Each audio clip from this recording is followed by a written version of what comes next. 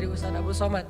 Saya pengen membandingkan aja, kalau Nabi kasusnya kayak gitu, pernah tersesat di sebuah perjalanan dari Mekah ke daerah Syam, kemudian Allah tunjukkan jalan supaya sampai ke kota yang dituju. Nah kalau Nabi Musa pernah juga tuh, kapan? Pas Nabi Musa nggak sengaja ngebunuh orang Mesir. Orang Mesir berantem sama orang Bani Israel. Cuman orang Mesirnya kayak zalim gitu, dia terlalu sombong. Akhirnya didorong sama Musa, meninggal kan. Walaupun Musa nggak sengaja sih, dorong, kamu apa-apaan sih, mati kan. Musa juga kaget, kenapa nih? Gitu, kayak nggak sengaja gitu. Jangan-jangan setan. Akhirnya Musa bilang, ya Allah bukan kerjaan saya, kerjaan setan. Jadi boleh kan nyalahin setan. Bilang setan, salah saya apa? Ya salah kamu setan gitu. Akhirnya meninggal. Musa lari karena dia membunuh orang Egyptian, orang Kipti. Lari kemana? Nggak tahu kemana. Cuman berdoa, ya Allah beri saya petunjuk dalam perjalanan ini.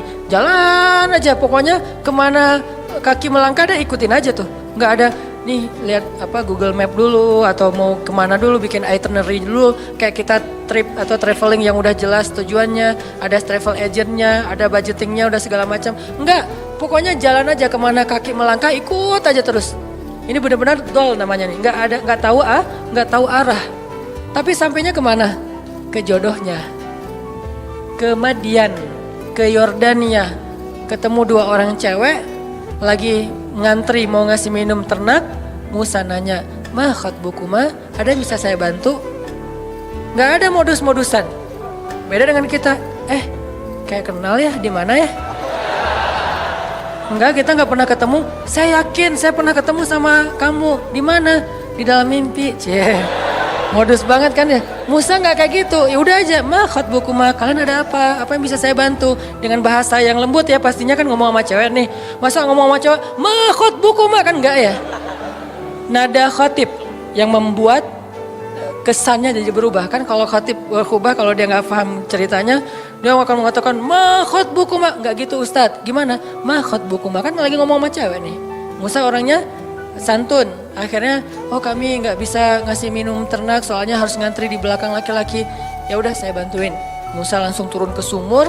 Ketika Musa turun naik ngasih minuman ternak, dan itu ada puluhan ekor onta, ratusan ekor onta. Satu ekor onta aja minumnya udah banyak banget kan. Di situ kelihatan Musa itu kuat, gagah. Kebayangkan ngangkat air gitu, walaupun yang tadinya dia udah jaga-jaga nggak mau kelihatan ototnya, kan kelihatan juga tuh pas ngangkat. Terus kayak pura-pura lipat baju gitu, nih kenapa ya ngangkat gitu. Terus kayak udah gitu selesai, Musa duduk di bawah pohon istirahat, si ceweknya pulang. Pulang cerita ke ayahnya, ayah tadi kami dibantu oleh seorang laki-laki, dia baik segala macam. Kata ayahnya, ya udah undang ke rumah, ayah pengen bilang makasih dan ngejamu dia makan. Musa di bawah pohon bilang gini, ya Allah saya lapar dan engkau sebaik-baik pemelihara. Ya Allah saya lapar tapi engkau yang maha penyayang. Ngadu ke Allah, lapar bilang ke Allah. Mau ikhtiar gimana di negeri orang gak tahu di mana tempat makan dan gak bawa uang juga. Ya Allah saya lapar, engkau sebaik-baik penolong, pemelihara, pengasih, penyayang. Tiba-tiba cewek itu datang, tamshi ala istihya, berjalan malu-malu.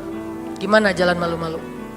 Aduh gimana ya ngomongnya ya, kalau bahasa kita mah ya, aduh malu mau ngomong. Tapi kan ini amanah dari ayah.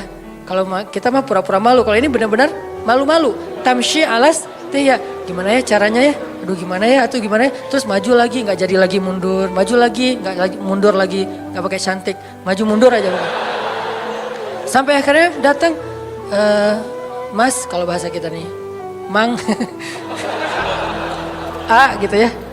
Ayah saya ngundang AA di rumah mau ngucapin terima kasih. Oh iya, hayu, jalan aja. Hayu, nggak tahu bahasa Arabnya hayu apa. Jalan sampai ke rumah, ayahnya ngasih makan, ngobrol. Kamu dari mana nak? Saya dari Mesir. Oh ya, negerinya Firaun. Ya, saya pelarian dari Firaun. Emang ada cerita apa? Kisahin, kamu orang baik, tinggallah di sini.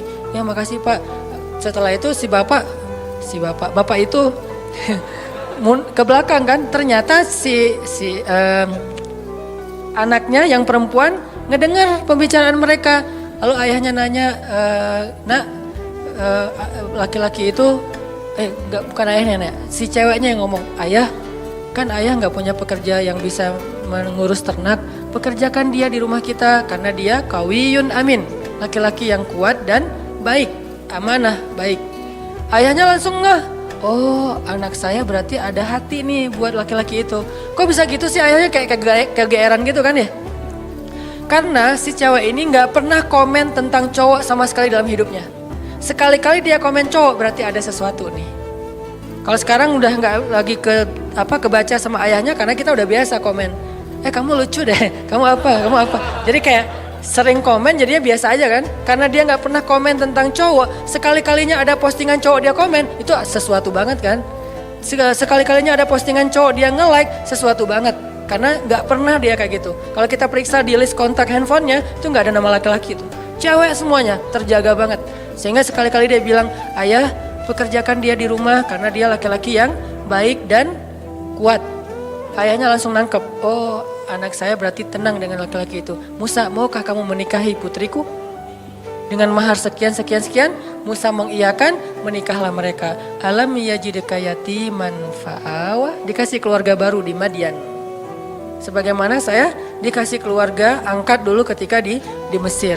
Dan kemudian di Bandung, kemudian seterusnya Allah mudahin. Alam yajidka yatiman fa'awa. Saya seorang perantau, walaupun saya ngerasa kayaknya Bandung ini adalah akhir dari perjalanan saya, cie. Udah nggak mau pindah lagi ya, pokoknya udah love banget lah dengan kota Bandung ya. Hashtag. Jadi karena ngerasa kayaknya nih negeri saya yang ketiga, Aceh, Kairo, Bandung, udah aja selesai. Udah nggak mau pindah lagi karena udah nyaman.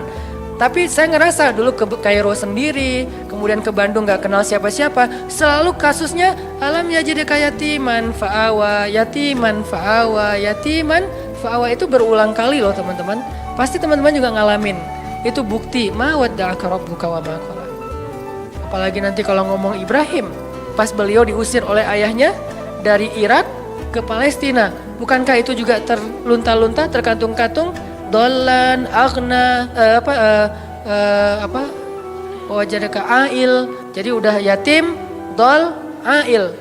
Udah gak punya siapa-siapa, bingung juga mau kemana, lapar gak punya apa-apa. Tapi kemudian fa'awa, fahada, fa'aghna. Sehingga Ibrahim yang tadinya seorang dalam keadaan yang tidak tahu apa-apa datang ke Palestina. Sampai di Palestina Ibrahim menjadi orang paling kaya di Palestina. Apa ukuran kekayaan Ibrahim di Palestina? Ukuran kekayaan Ibrahim di Palestina, setiap malam Ibrahim menyembelih 100 ekor onta untuk para tamu. 100 ekor onta. Satu ekor onta harganya sebutlah 50 juta kali 100. Satu malam dia ngeluarin uang 5 miliar ya? 5 miliar benar? 5 miliar setiap hari loh teman-teman. Ada nggak di antara kita yang ngeluarin uang 5 miliar setiap hari buat tamu? Sehingga bisa dibilang Ibrahim itu bapak perhotelan dalam sejarah manusia. Dia yang pertama bikin konsep hotel. Hotel gratis tapi. Buat siapa? Visitornya siapa? Orang-orang yang mau berziarah ke Masjid Aqsa.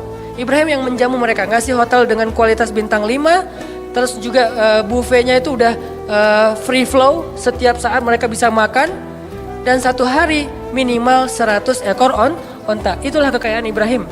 Dan itu berarti Ibrahim menjamu sekian ribu tamu setiap hari. Dan ini manajemennya gak gampang loh. Pasti ada suppliernya, pasti memberdayakan bisnis-bisnis lokalnya. Jadi Ibrahim itu benar-benar bisa memberdayakan warga Palestina. Semuanya jadi sejahtera dengan kerjaan perhotelannya di Masjid Aqsa. Gratis semuanya. Ibrahim yang bayarin. Sekaya itu Ibrahim teman-teman. Padahal datangnya gak punya apa-apa. Fa'aghna, Allah yang mengkayakan Ibrahim. Semua cerita para anbiya itu sebetulnya bisa dikaitkan dengan alam yajidka yatiman fa'awa, wa wajadaka dhallan fahada, wa wajadaka ailan fa'aghna. Apalagi Adam, lebih yatim lagi kan? Jatuh dari langit, gak punya siapa-siapa. Satu-satunya yang dia punya itu juga gak tahu di mana. Kekasihnya Hawa. Bagaimana caranya? Allah yang menunjukkan mereka sehingga ketemu setelah sekian tahun mencari, akhirnya ketemu juga. Nah ini artinya teman-teman, ma wadda'aka rabbuka wa ma qala. Part ketiga yang akan kita tuntaskan malam ini, fa ammal yatim fala taqhar wa ammas sa'ila fala tanhar wa amma bi ni'mati rabbika fahaddis. Kalimat 3 ayat terakhir ini itu kayak nerusin 3 ayat sebelumnya. Alam yajidka yatiman fa'awa fa'ammal yatima fala taqhar. Wa wajadaka dhallan fahada wa ammas sa'ila fala tanhar. Wa wajadaka 'ailan fa'aghna wa amma bi ni'mati rabbika fahadits. Jadi kayak pasangan-pasangan ayat. Bukankah Allah mendapatimu dalam keadaan yatim, lalu Allah kasih kamu keluarga? Makanya kalau ketemu anak yatim, jangan kamu bersikap semena-mena kepada mereka. Karena Allah juga mendapatimu yatim, wahai Muhammad. Sehingga Nabi Muhammad sayang banget sama anak yatim. Dan sangat dekat kepada orang yang sayang kepada anak yatim. Sehingga Nabi mengatakan, orang yang mencintai anak yatim nanti di akhirat bersamaku itu seperti jari telunjuk dengan jari tengah ini. Dekat banget. Jadi kita bakal punya rumah bersebelahan, satu klaster sama rumah Nabi. Kan seru banget ya. Punya rumah satu klaster sama rumah Nabi. Dan klaster itu klaster terbaik di surga. Yang satu butir debunya lebih mahal daripada dunia dan seisinya. Bukan 1 meter tanahnya. 1 butir debunya lebih mahal daripada dunia dan seisinya. Enggak ada lagi klaster wilayah tanah yang lebih baik daripada klasternya Nabi nanti di surga. Dan siapa yang sayang kepada anak yatim, yang sangat peduli kepada anak yatim di sini usia sebelum dia mampu berusaha. Kalau 25 tahun terus dia jomblo gitu, terus dia kayak gitu, itu modus ya. Ustadz, dia tuh masih yatim loh.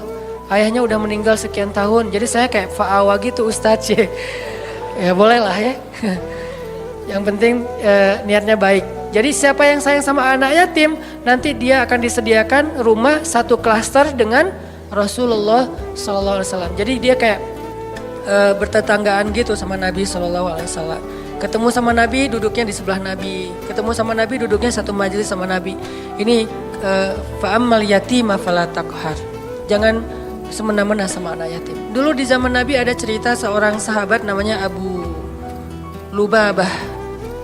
Abu Lubabah ini punya pohon korma di sebelah rumah anak yatim. Tapi dia nggak rela gitu kalau kormanya dimakan sama anak yatim, korma yang udah jatuh.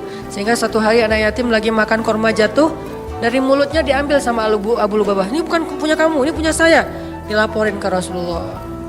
Terus Rasulullah nawarin, ya Abu Lubabah, kamu mau nggak punya kebun di surga yang pohon kormanya kamu berjalan di bawah naungannya 100 tahun belum keluar dari dahannya. Saking gedenya pohon kurma di surga. Mau nggak kayak gitu Abu Lubabah? Mau ya Rasul, caranya gimana? Wakafkanlah pohon kurmamu untuk anak yatim. Gimana ya Rasul, itu pohon kurma kesayangan saya banget. Itu saya ada kenangan gitu. Maaf ya, bukan nggak mau. Dia kayak beralasan gitu nggak mau nyerahin pohon kurmanya untuk wakaf anak yatim. Akhirnya Nabi nggak maksa orangnya. Ya udah nggak apa-apa, pergi aja. Tiba-tiba datang sahabat yang lain namanya Abu Lubabah. Dia bilang, ya Rasulullah, ada apa Abu Lubabah? Tadi saya mendengar Rasulullah nawarin sesuatu kepada Abu Dahdah yang kedua. Ada apa Abu Dahdah? Saya tadi dengar Nabi nawarin sesuatu ke Abu Lubabah, tapi dia nolak. Ya, emang kenapa? Kalau saya ngambil itu boleh nggak ya Rasulullah? Boleh, siapapun, kebaikan itu untuk siapa aja. Ya udah, tunggu ya Rasulullah. Langsung dia pergi ngejar Abu Lubabah. Ya Abu Lubabah, ya Abu Lubabah. Abu Lubabah nungguin. Ya Abu Dahdah, ada apa? Kamu tahu kan kebun kurma saya di Madinah? Siapa yang tidak tahu kebun kurma milik Abu Dahdah? Satu kebun kurma ada 600 pohon kurma. Mata air sendiri, ada vilanya, luas banget kebunnya. Dan kebun itu paling subur. Yang lain panen setahun 2 kali, yang ini 3 kali setahun. 4 bulan sekali panen. Teman-teman kalau mau berhitung, satu pohon kurma sekali panen itu lebih dari 100 kilo. Satu pohon, satu dahannya aja udah berapa puluh kilo kan? Itu satu pohon lebih dari, sebutlah yang paling kecil 100 kilo. 1 kilo harganya 500.000. 500 kali 100. Capek. Itu satu pohon. Dan Abu Dahdah punya 600 pohon. Jadi sekali dia panen korma itu puluhan M loh keuntungannya. Sekali panen, dalam setahun dia panen 3 kali. Ratusan M dalam setahun. Kata Abu Dahdah, wahai Abu Lubabah, kamu tahu kan kebun kurma saya? Tahu, siapa yang nggak tahu kebun kurma Abu Dahdah terkenal di Madinah. Mau nggak kita barter? Kamu kasih pohon kurma kamu yang di pojok rumah anak yatim ke saya kasih kebun saya ke kamu, bukan pohon, kebun. Kata Abu Lubabah, yang benar, kamu nggak lucu deh ininya, canda. Nah ini mah dialog dari saya. Terus kata Abu Dahdah, saya serius. Beneran? Ya udah, ayo. Langsung transaksi, jadi deal. Mereka kemudian pergi ke rumah anak yatim. Wahai anak yatim, kata Abu Dahdah, mulai sekarang pohon ini Bapak wakafin buat kalian. Makanlah sesuka kalian dari korma yang ada di pohon ini. Kemudian gak lama kemudian dia ngajak Abu Lubabah ke kebunnya. Istrinya lagi kayak lagi bersih-bersih gitu. Kata Abu Dahdah, wahai istriku keluarlah. Ini sekarang bukan kebun kita lagi, sudah aku jual. Istrinya kaget, kamu jual ke siapa wahai Abu Dahdah? Kamu untung gak? Kata suaminya, untung banget. Ke siapa sih kamu jualnya? Ke Allah. Kata istrinya, itu baru untung. Itu baru perniagaan yang besar. Itu baru hebat. Istrinya ini soleha banget. Coba kalau kita ngomong gitu ke pasangan kita, kira-kira digapain? Didoain ya. Semoga kamu cepat tahu. Ini istri yang soleha. Ini buat cewek-cewek ya. Kadang-kadang suami itu kalau lagi semangat, kadang-kadang kan suka nggak mikir ya. Kasih aja. Nah kalau dia lagi gitu, tapi tetap ada batasannya juga. Cuman dengan kualitas iman Abu Dahdah dan istrinya itu emang luar biasa, inspiring banget. Istrinya malah bahagia. Ya saya udah keluar. Wah, sekarang jadi milik siapa? Abu Lubabah. Silakan Abu Lubabah. Mereka pergi meninggalkan kebun itu sama sekali nggak nyesal. Cerita ini didengar oleh Rasulullah SAW dan Nabi mengatakan, duh betapa luasnya kebun Abu Dahdah di dalam surga. Aku melihat kebun Abu Dahdah itu mudhamatan, lebat sekali, warnanya hijau tua di dalam surga. Ini makna dari fa'ammal yatima fala taqhar. Sebegitu besarnya penghargaan Allah kepada orang yang menyantuni anak yatim. Terus angle yang kedua adalah al jaza min jinsil amal. Balasan itu sesuai dengan jenis amal. Jadi kalau dia pengen dapat fa'awa, alam yajidka yatiman fa'awa, pengen dapat itu, maka caranya fa'ammal yatima fala taqhar. Siapa yang menyantuni anak yatim, Allah santuni. Siapa yang menaungi anak yatim, Allah naungi. Siapa yang meringankan hajat anak yatim, Allah ringankan hajatnya. Al jaza min jinsil amal itu berlaku di surat Ad-Duha. Jadi itu bukan kaidah fikih akal-akalannya ulama, karena ulama ketika membuat sebuah rumusan fikih atau persepsi fikih itu berlandaskan pemahaman mereka terhadap ayat dan hadis kan. Ayatnya salah satunya fa'ammal yatim fala taqhar. Hasilnya alam yajidka yatiman fa'awa. Wa ammas sa'il fala tanhar. Kalau ada orang yang nanya, karena ada dua tafsir nih. Ada yang bilang sa'il di sini orang yang meminta pertolongan, ada yang bilang sa'il di sini orang yang nanya jalan. Kalau ada yang nanya jalan ke kamu, lalu kamu menunjukkan jalannya, maka Allah juga akan wa wajadaka dhallan fahada. Makin sering kita ngebantu orang untuk menemukan jalan, makin sering kita dengerin curhat teman kita, makin sayang Allah untuk dengerin curhat kita. Maka sabarlah mendengar curhat temannya. Walaupun kadang-kadang emang capek sih, tapi sabarlah. Latihlah mendengar curhat teman, sehingga kita jadi seorang suami yang mau mendengar curhat istri. Nanti ketika kita udah nikah, Neng mau cerita, apa? Kayak semangat gitu kan ya. Iya tadi ada cerita sama teman-teman gini-gini. Kita jadi pendengar yang baik, bukan langsung kita patahkan. Kenapa? Karena udah terbiasa di kos-kosan jadi tempat curhatnya teman-teman sekos-kosan. Sampai ibu kos juga curhatnya ke kita gitu. Iya itu yang kamar sebelah suka telat aja bayar kos-kosan. Ya bu, saya juga gitu ya bu. Kamu gak apa-apa soalnya kamu udah dengerin curhat gitu. Ya pokoknya jadi orang yang wa masaila fala tanhar. Jadi kalau ada orang yang nanya ke kita, minta pertolongan ke kita, kita berusaha untuk membantu dia, Allah juga akan berusaha membantu kita. Contohnya Nabi SAW. Nabi itu kalau ada yang minta tolong gak pernah nolak. Kalau beliau gak bisa nolong sendiri, beliau akan cari orang untuk nolong dia baru ditinggalin. Jadi gak ada yang datang langsung Nabi, maaf ya gak bisa. Mungkin kita gak bisa gitu-gitu amat lah ya, tapi berusaha. Gak semua kasus kita bisa ambil. Tapi ada satu dua yang kadang-kadang kita kayak berjuang banget.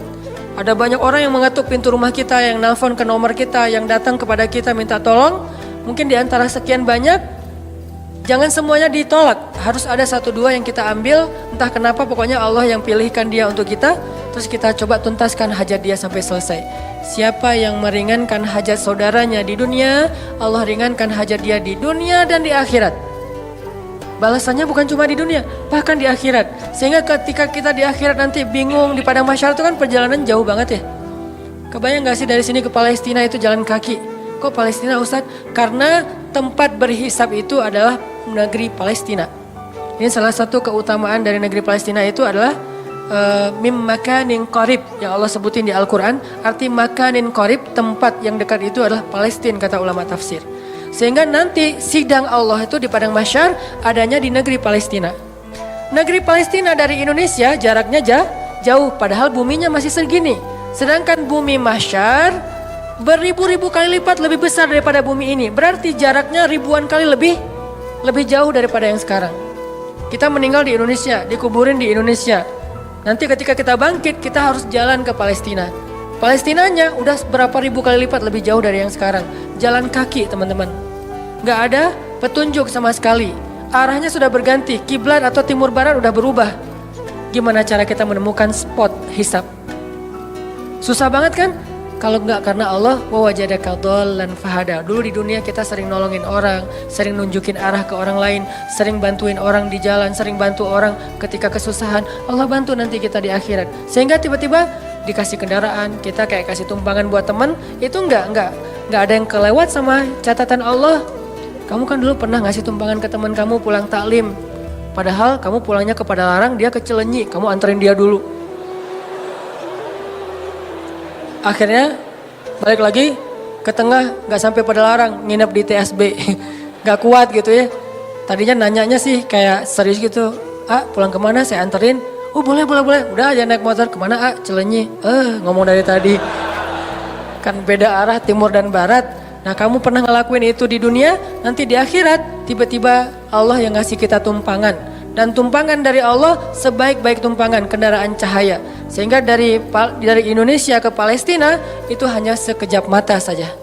Itu diantara makna dari hisab yang ringan, hisab yang mudah, dipercepat perjalanannya. Sementara yang lain masih kebingungan. Ada yang jalan ke sana, ada yang jalan ke sana. Itu nggak ada yang arah loh, yang jelas arahnya. Jadi orang jalan itu acak aja tuh kemana-mana.